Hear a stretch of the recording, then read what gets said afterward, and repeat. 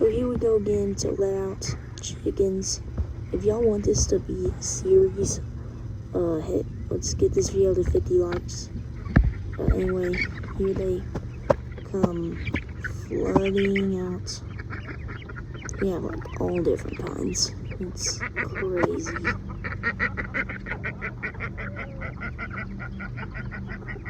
Yeah, some just wait in there for a little bit. Here they all are, waiting for it to be watered and fed. They sometimes like go hide under the shed.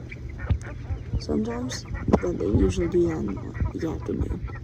Yeah, Goldie said she'll sit there for like a couple more weeks. Then in here we have only one egg, and yeah, that's all.